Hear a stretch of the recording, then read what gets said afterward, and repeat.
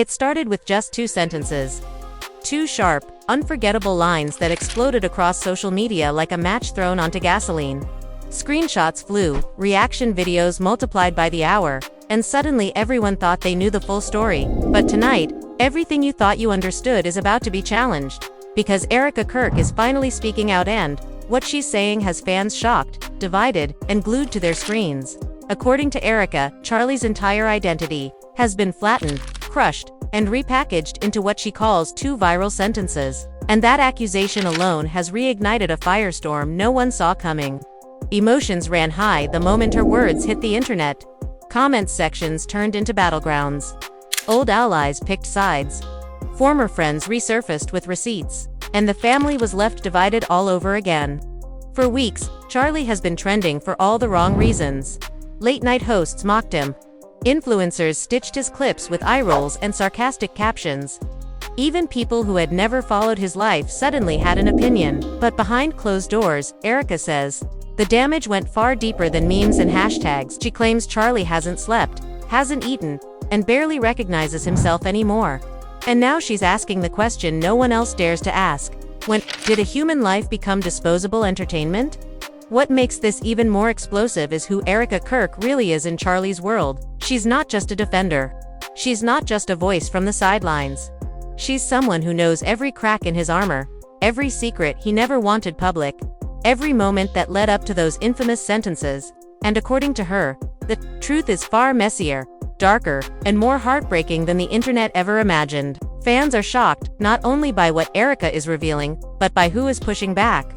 Within hours of her statement, unnamed insiders fired off cryptic responses. A former friend liked a comment calling Erika delusional. A family member allegedly unfollowed Charlie altogether. And one chilling post, simply read, "There's a reason those sentences went viral." No explanation. No clarification. Just a warning. So was Charlie misunderstood? Or exposed? Is Erika protecting someone who doesn't deserve it? Or is she the only one brave enough to stand between a man and total public destruction? As accusations fly, loyalties crumble, and old wounds reopen, one thing is certain. This story is no longer about 2 sentences. It's about power, perception, and how quickly the internet can turn a life into a headline. And trust us, this is only the beginning. The night Erika Kirk finally broke her silence did not begin with a press release or a polished interview. It began with a phone vibrating endlessly on a kitchen counter, the screen lighting up again and again with notifications that refused to stop. Charlie sat at the table staring at the dark reflection of his own face in the glass window beside him, while Erika paced back and forth barefoot, her voice shaking as she read comments out loud. Fans are shocked. One message said emotions ran high, another warned, and the family was left divided as if the internet already knew what was coming before either of them did. Erika stopped pacing when she saw Charlie's hands trembling. He had not spoken in hours, not since the clip went viral, not since those 2 sentences escaped his mouth during what was supposed to be a private argument and became a public execution. Erika whispered, "This is not who you are," but Charlie did not answer. He just shook his head. Slowly, like someone watching a slow-motion accident. He could not stop replaying the moment over and over in his mind, the room, the raised voices, the camera he forgot was there, the pause before he spoke, and the way the air changed afterward. Erika knew that pause was the real story, but no one online cared about pauses. They cared about punchlines, they cared about screenshots, stripped of context, served cold, and shared with captions that dripped with judgment. Earlier that day, Erika had been at her sister's house when her phone exploded, she remembered. Dropping into a chair as the first video auto played, the sound of Charlie's voice coming from her screen felt unreal, like hearing a ghost speak. She watched in disbelief as the clip cut off just before the part where he broke down. Just before the part where his voice cracked and he admitted he was scared of failing, scared of being alone, scared that everyone he loved would eventually leave the internet. Never saw that part. The internet only saw 2 sentences sharp enough to turn him into a villain. By the time Erika reached home, reporters were already circling the block. A neighbor filmed her walking inside. Someone yelled a question. She refused to answer. The door slammed behind her. And that was when she saw Charlie sitting in the dark. She turned on the light and gasped. His eyes were red, his jaw clenched, like he was holding something back that might destroy him if released. Erika went to him, immediately kneeling in front of his chair, placing her hands on his knees. "Look at me," She said he didn't, not at first. Then slowly, he lifted his eyes and whispered, I ruined everything, didn't I? Erika shook her head. Fiercely, no they did. She said they took it, they twisted it, they erased everything else. But even as she said it, her phone buzzed again and again, one alert after another, reaction videos, commentary live streams, even people who once called themselves friends were posting think pieces dissecting his character like it was a game. Erika felt anger rise in her chest, hotter than fear, hotter than doubt. She opened her social app and saw that a former friend of Charlie's had liked a comment calling him fake. Another had posted a vague story saying some truths can't stay hidden forever. Erika felt sick. She remembered the early days before cameras, before contracts, before the show turned their lives into episodes. Charlie used to sit on the floor with his back against the couch talking for hours about his dreams, about how he wanted to build something real, something honest. He hated the idea of being reduced to a moment. He once said, if people only hear one sentence from me, I hope it's the one where I tell the truth. Erika laughed bitterly at the memory now, because the truth was the one thing no one wanted anymore. That evening, the first family call came. Charlie's mother on speaker, her voice tight controlled. She said, we need to talk. Erika could hear someone else breathing on the line. Maybe Charlie's brother, maybe an aunt. Erika didn't know, but she felt the tension thicken. Charlie tried to speak, but his mother cut him off, saying, I saw the video, Charlie.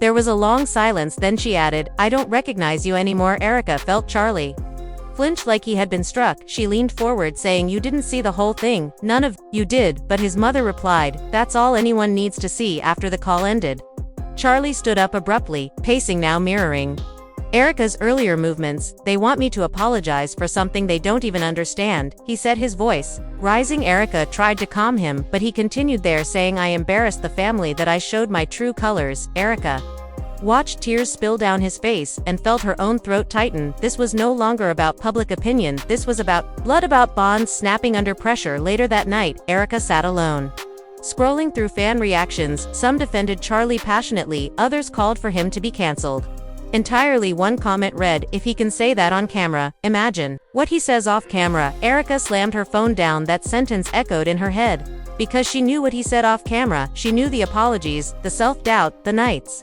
he stayed awake blaming himself for everyone else's pain. She knew the full man, not the edited version trending worldwide. As midnight approached, Erika made a decision. She would not let Charlie disappear into silence. She opened a notes app and began typing, her hands shaking but her resolve firm. She wrote about context, about mental health, about how dangerous it is to reduce a human being to 2 viral sentences. She wrote about the unseen moments, the hours before and after the clip. She wrote about how quickly love turns into spectacle online. When she finally posted it, she felt both relief and terror within minutes. The reactions poured in. Fans are shocked, they wrote. Some thanked her, others accused her of manipulation. One message read, why are you protecting him? Another said, finally, someone said it. Charlie watched from the doorway as Erika read comments out loud. You shouldn't do this, he said quietly. They'll come after you too. Erika turned to him and replied, let them, because if I don't speak now, then they win, and you disappear. She did not know then how prophetic those words would become, because as the night stretched on, the story began to mutate. Insiders appeared. Anonymous sources leaked alleged histories, and suddenly, Erika's defense became part of the drama, rather than its end. By morning, hashtags had formed, some in support, some calling Erika delusional, others questioning her motives. A popular creator accused her of rewriting history. Erika felt the weight of thousands of eyes judging her every word, but she refused to back down. She knew this was only the first wave. The real storm was coming, when Charlie's inner circle began to speak, and when secrets buried for years would be dragged into the light, whether they were true or not. And as Charlie sat beside her watching his life unravel in real time, one comment rose to the top of the feed, chilling in its simplicity. There's a reason those sentences went viral, and neither of them knew yet just how deep that reason went. The next morning arrived without sleep. Charlie had been awake all night, sitting on the edge of the bed, staring at the wall, while Erika lay beside him, eyes open, listening to his breathing change. Whenever another notification buzzed, the sun crept in through the curtains, exposing the mess of the night before. Empty glasses, phones, charging cables scattered like evidence of a crime. Erika finally sat up and said, we need to get ahead of this. But Charlie laughed, a hollow sound. Get ahead of what? He said. They already decided who I am. His phone rang, as if on cue. A number he hadn't saved but recognized instantly it was one of the producers. Charlie hesitated before answering. Erika nodded. Encouragingly though, her stomach twisted. The voice on the other end was calm, almost cheerful, which made it worse. "We need to talk about next steps," the producer said. Charlie closed his eyes. "Next steps for what?" he asked. "Damage control," the producer replied. "We're getting pressure from the network, advertisers are nervous, and fans are shocked." Charlie felt something snap inside him. This was never about the truth, it was about optics. When the call ended, Erika exploded. "They're treating you like a liability, not a person." Charlie shrugged. "Maybe I am," he said quietly. Erika stared at him, shocked. "Don't say that," she snapped, but he continued, "Maybe this is who I am. Maybe everyone else just finally sees it." Erika knelt in front of him again, gripping his hands. "You are not two sentences," she said fiercely, but Charlie pulled away, standing up abruptly. "I don't know who I am anymore," he admitted, and that scared Erika more than any headline bore. She could respond. The doorbell rang. They froze, exchanging looks through the window. Erika saw a familiar car parked outside. "Family," Charlie muttered. His brother stood on the porch, arms crossed, jaw tight. Erika opened the door, and the tension poured in with him. He didn't hug. Charlie didn't even sit down at first. He just stood there saying, "You really messed up this time." Charlie clenched his fists. "I know," but his brother cut him off. "No you don't, you made us all look stupid," he said. Emotions ran high instantly. Erika stepped in, saying, "This isn't fair," but the brother shot back, "You weren't there." Charlie finally raised his voice. "I was there," he said. "I lived it," and his brother laughed bitterly. "That's funny, because it didn't look like that on camera, did it?" Erika watched the two men circle each other, years of unspoken resentment bubbling up. The brother accused Charlie of always playing the victim. Charlie accused him of never listening. The argument escalated until Erika shouted, "Stop, enough," but the damage was done. When the brother finally left, he turned at the door and said, "Mom wants you to apologize publicly today, or don't bother calling her again," and then he was gone, leaving silence thick and heavy.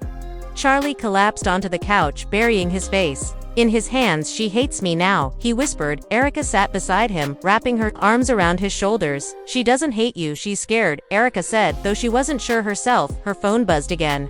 This time, a message from an unknown account claiming to have receipts about Charlie's past. Erika felt dread wash over her. She showed Charlie the message. He went pale. "What did they say?" he asked. She swallowed. "They say they know things from before the show." Charlie laughed bitterly. "Of course, they do." Within hours, anonymous posts began circulating, vague accusations hinting at old fights, old messages, old behavior taken out of time and context. Fans were shocked again. Reaction channels speculated wildly. Some defended him, others piled on. Erika watched a live stream where someone claimed Charlie had always been toxic, citing edited clips from years ago. Erika wanted to scream. She remembered those moments differently. She remembered growth, apologies, change, but none of that fit the narrative people wanted. Now Charlie's former best friend posted a long thread that afternoon. Erika read it 3 times, hands shaking. He wrote that he had stayed silent for years, but couldn't anymore, that Charlie's 2 sentences didn't come out of nowhere, that they reflected a pattern. Charlie stared at the screen, expression unreadable. "Is that how he remembers it?" Charlie asked quietly. Erika didn't know what to say, because memory is slippery and pain reshapes the past. Erika knew there were moments Charlie wasn't proud of, but she also knew the work he had done to be better. None of that was mentioned. As the post went viral, Charlie's phone rang again. This time it was his mother. Erika hesitated, but Charlie answered. "Hello." There was shouting on the other end, muffled but intense. Charlie tried to speak, but she talked over him, saying, "People are calling, asking what happened, asking if it's true, what they're saying about you." Charlie's voice cracked. "Mom, please," but she continued, "I raised you better than this," and then she said the words that broke him, "Maybe I didn't know you at all." When the call ended, Charlie slid down the wall to the floor, sobbing. Erika dropped beside him, holding his head against her chest, whispering, "It's not true, it's not true," but inside she felt the family fracturing the way glass cracks spreading silently until it shatters. Erika realized then that this was bigger than a viral moment. It was rewriting history in real time, and Charlie was losing control of his own story. That evening, Erika was invited to a live interview, an opportunity to clarify. She knew saying no would look like hiding, saying yes would open her to attack. Charlie begged her not to go. "They'll tear you apart," he said. Erika kissed his forehead and replied, "They already are, but if I don't speak, then only their version exists." She sat under bright lights, facing a host who smiled sympathetically before asking the first question. "Some say you're minimizing Charlie's behavior. How do you respond?" Erika took a breath and said, "I'm asking people to see the whole human, not just 2 viral sentences." The internet reacted. Instantly some praised her courage, others accused her of deflecting. The host pressed harder, asking about the allegations from Charlie's past. Erika felt the trap, but answered carefully, acknowledging mistakes without condemning him entirely. Emotions ran high online again. Clips were cut, stitched, shared. Erika watched afterward, realizing even her words were now fragments removed from intention. When she returned home, Charlie was silent, staring at the TV where another panel debated his character. Erika sat beside him, exhausted. "Do you regret defending me?" he asked. She answered without hesitation, "No," but as she looked at his hollow eyes, she wondered how much more either of them could take, because the narrative was no longer slowing, it was accelerating, pulling in everyone they loved, and leaving behind wreckage. And tomorrow promised even more voices, more accusations, and a revelation neither of them saw coming. The next day began with a leak, and Erika knew it before her phone even rang. She woke to Charlie sitting upright in bed, staring at his screen, his face drained of color. He didn't have to say anything, she already felt the dread crawling up her spine. Erika leaned over and saw it, a private audio recording from years ago, posted anonymously with a caption that read, "Proof this wasn't a one-time thing, fans are shocked again." The clip played Charlie's voice. Younger, harsher, angrier, stripped of the years that followed, stripped of growth, apologies, context. The internet did what it always does, it judged. Instantly, Charlie threw the phone across the room. It hit the wall with a dull crack that echoed through the apartment.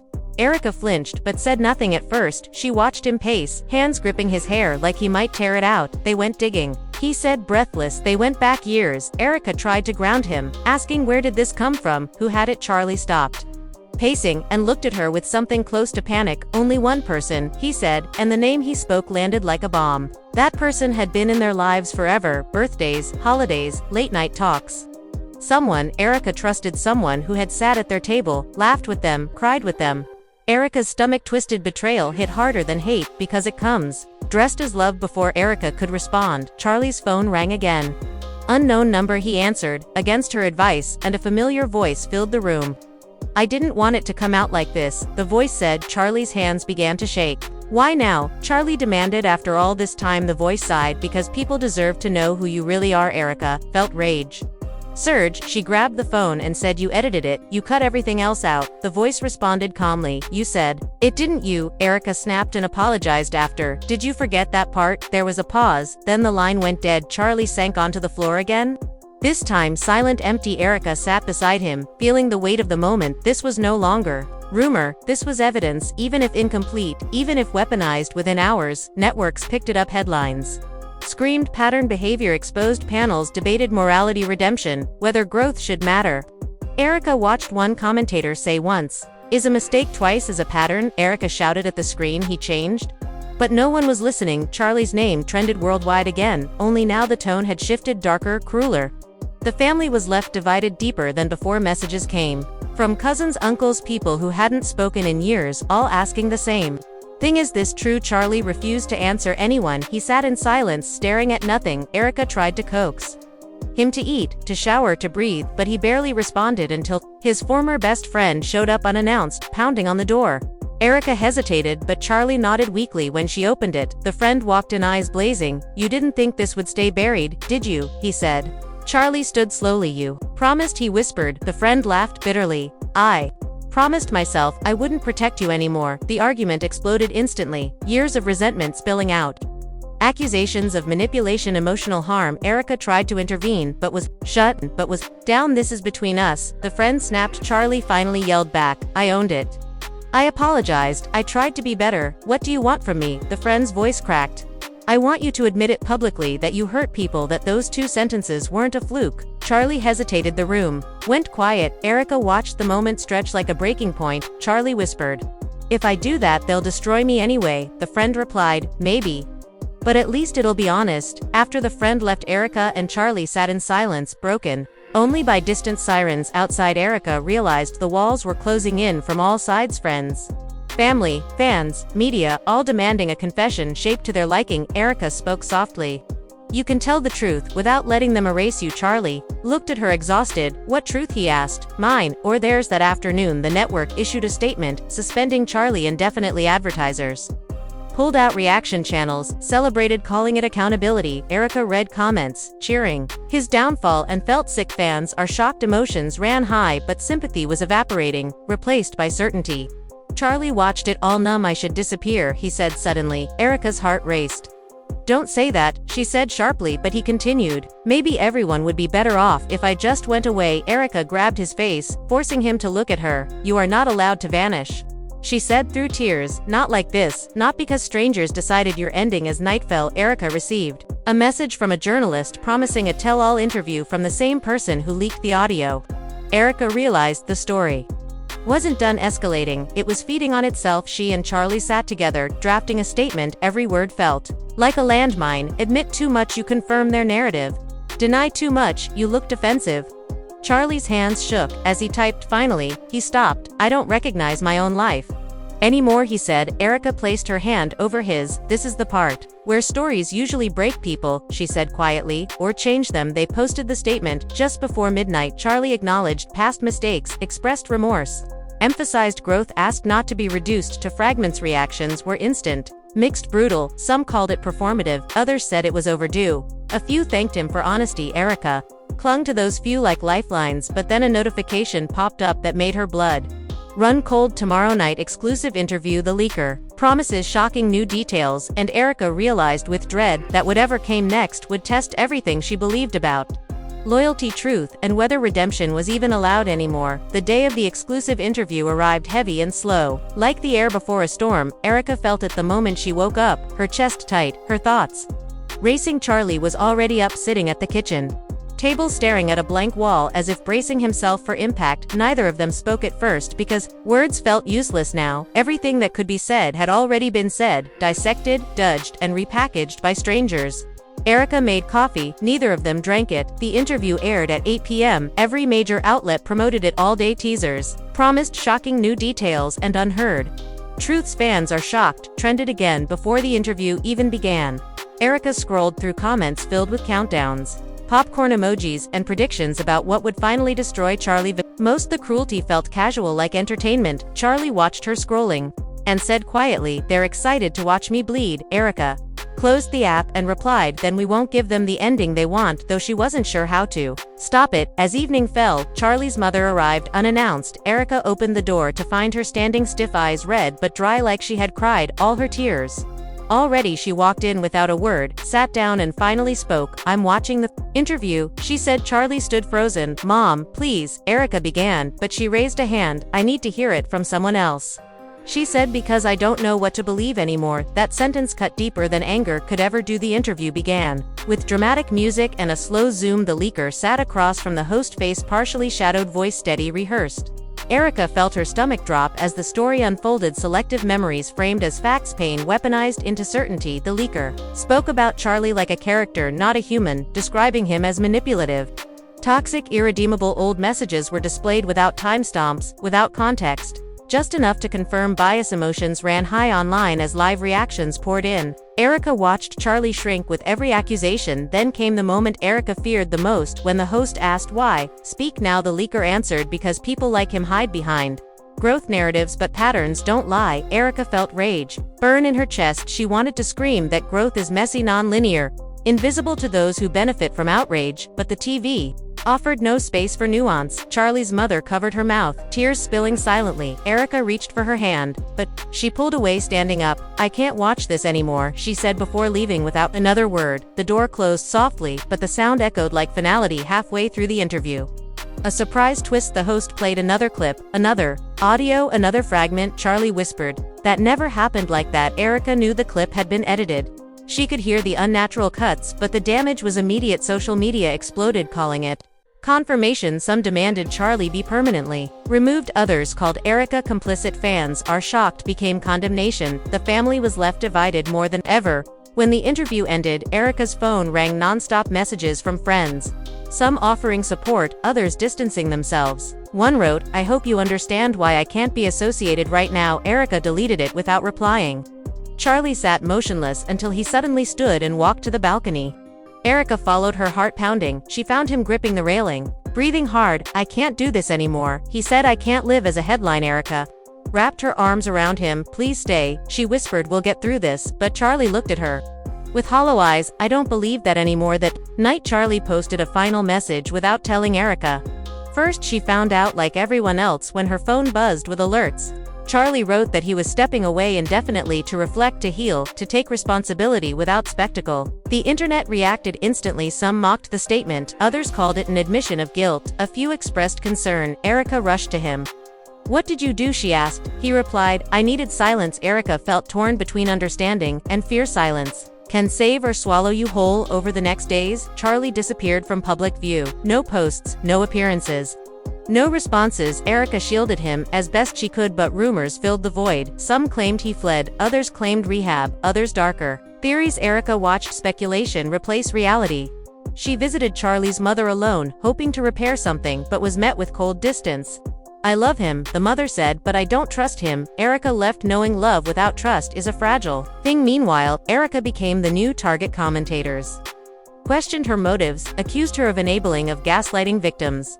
She received messages telling her to leave him to save herself. She cried alone at night, wondering if standing by him meant losing everything else she had built: her career, her reputation, her relationships. But every time she looked at Charlie sleeping finally after nights of insomnia, she knew she would choose him again. Weeks passed. Slowly the noise faded slightly, replaced by newer scandals, but the damage remained. Charlie attended therapy, quietly avoided cameras. Erika joined him sometimes, listening, learning, confronting uncomfortable truths together. They argued often about the past, about accountability, about whether defending him publicly had helped or harmed. Emotions ran high between them too, but beneath it all was a shared exhaustion, a desire for something real beyond performance. One afternoon a letter arrived, handwritten from Charlie's mother. Erika watched him open it, hands shaking. He read silently, tears falling. She asked what it said. He whispered, "She said she needs time, but she's proud." "I'm trying." Erika exhaled for the first time in weeks, hope fragile but present yet. Even as healing began, the world outside waited for a comeback, a redemption arc, a confession tour. Erika knew the story wasn't done with them, because narratives never let go easily. And as Charlie stood at the window watching the city move on without him, Erika wondered whether the truth would ever be enough in a world addicted to fragments, and whether to viral sentences would haunt them forever or finally lose their power. Silence became the loudest thing in their lives. Weeks after the interview, the chaos had slowed, but it never truly stopped. It just learned how to whisper instead of scream. Charlie spent most days inside, avoiding mirrors, avoiding his phone, avoiding the version of himself the world had decided was real. Erika watched him, carefully noticing how he flinched at sudden sounds, how he reread messages before sending them, how he apologized for things that didn't need apologies. The scandal had settled into his bones.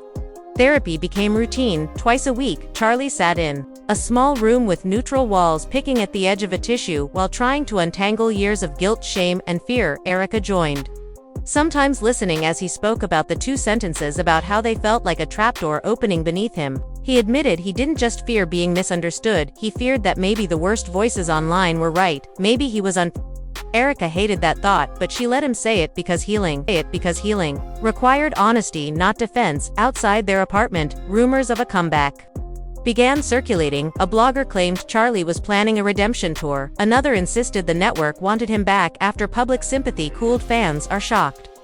Posts resurfaced speculating timelines. Erika watched these stories spread without a single fact attached and realized the world wasn't done consuming him, it was just waiting for the next act. Charlie read one headline and laughed bitterly. "They don't want me healed, they want me useful again." Their relationship strained under the weight of everything. Small disagreements turned heavy conversations. Erika questioned whether speaking out had worsened things. Charlie wondered if staying silent now made him look guilty. They argued one night on the balcony, voices low but intense. Erika accused him of hiding. Charlie accused her of fighting battles that weren't hers. The city lights flickered below them as they finally fell into exhausted silence. Charlie whispered, "I don't know how to exist without being watched anymore." Erika replied, "Then we'll learn together." Unexpectedly, support came from a place Erika didn't expect. A former castmate reached out privately, admitting they had been afraid to speak publicly, but believed Charlie had changed. That message mattered more than 1,000 likes. It reminded Erika that real opinions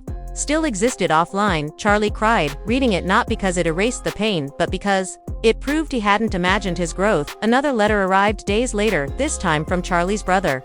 Short, awkward, but honest, he admitted anger, confusion, jealousy, years of unresolved issues. He wrote, "I don't know how to defend you publicly, but I don't want to lose you." Charlie stared at the letter for a long time before whispering, "That's enough for now." The family was still divided, but the cracks showed light instead of darkness. Erika faced her own reckoning, brands distanced themselves, invitations disappeared, her name trended less, but the damage lingered. She questioned her identity. Beyond defender, beyond partner, one night she admitted to Charlie that she was scared of becoming invisible. He took her hand and said, quietly, "You're the only one who saw me when everyone else saw content." That sentence grounded her more than any public praise ever had. Months passed. Slowly Charlie ventured outside again, late-night walks, hood up, avoiding recognition. Sometimes people stared, sometimes they didn't. Each normal interaction felt like a small victory. Erika noticed him smiling at strangers again, something she hadn't seen in a long time. Healing wasn't linear. Some days, a single comment sent him spiraling. Other days he felt strong enough to ignore it entirely. Then one afternoon an email arrived from the network, not an offer, not an apology, just a check-in asking how he was doing. Charlie stared at it, conflicted. Erika asked how it made him feel. He answered honestly, tempted and terrified. They debated for hours what returning would mean, whether it would reopen wounds or reclaim his voice. In the end, Charlie didn't reply, yet he wasn't ready to be a storyline again. Instead he began writing, privately journaling everything, the anger, the guilt, the love, the moments before and after those 2 sentences. Erika read some of it with permission and cried. Not because it justified him, but because it revealed complexity, the thing the internet hated most. Complexity. Charlie said, "Maybe one day I'll share this, maybe not, but it's mine." One evening as they cooked dinner together, Charlie laughed for the first time in months. A real laugh, unforced. Erika froze, taking it in, afraid it would vanish, but it didn't. They ate in comfortable silence. Afterward, Erika realized that whatever the world decided next, they had already survived the worst part, losing themselves. Still the question lingered. Redemption in public spaces demanded spectacle. Apology tours, tears on camera. Charlie didn't know if he wanted that. Erika didn't know if she could endure it again. As they sat together, watching the city sleep, Charlie said softly, "Maybe my story doesn't need an audience anymore." Erika leaned into him, unsure if that was possible, but hopeful it might be enough. After everything you've just heard, the arguments, the betrayals, the silence, and the slow, fragile rebuilding, the biggest question still hangs in the air, unanswered. Was Charlie ever given a real chance to be more than 2 viral sentences, or did the internet decide his fate long before the truth had room to breathe? This story didn't end with a perfect apology or a triumphant comeback. It ended in uncertainty, and maybe that's what makes it hit so close to home, because real life doesn't wrap itself up neatly the way headlines promise. You've seen how quickly a moment can become a verdict, how context can vanish, how growth can be ignored when outrage is more entertaining. Emotions ran high at every turn, and the family was left divided, not just by what happened, but by how the world reacted to it. Erika Kirk stood her ground and asked a question that still makes people uncomfortable. When did we stop seeing people and start seeing only clips and captions? Some fans are shocked that she never backed down. Others still believe she protected the wrong person, and that divide hasn't healed. Now it's your turn to step into the conversation. Do you think Charlie deserved the chance to tell his full story, or do you believe those 2 sentences said everything that needed to be said? Should Erika have spoken up or stayed silent? When the backlash grew louder and louder, is redemption something the public gets to decide, or is it a personal journey that doesn't need an audience anymore? These are not easy questions, and there is no single right answer, but your voice matters here. If this story made you feel something, anger, empathy, confusion, or even discomfort, don't ignore it. That reaction is part of why stories like this need to be talked about, not reduced, not flattened, but discussed openly. So take a moment right now and let us know what you think in the comments. Do you side with Erika? Do you think Charlie was misunderstood, or do you feel accountability was overdue? We want to hear your perspective, because this conversation doesn't end when the video does. And if you want more stories that dive deep into the drama behind the headlines, the moments before the clips go viral, and the aftermath no one shows, then make sure you like this video, subscribe to the channel, and turn on notifications so you never miss what comes next. Every like helps this story reach more people, every comment keeps the discussion alive, and every subscription tells us you want more content that goes beyond surface level drama. Remember, the next time you see a clip trending or a name being torn apart online, there is always more happening off screen, more history, more humanity. Thanks for watching. Stay curious, stay thoughtful, and we'll see you in the next video.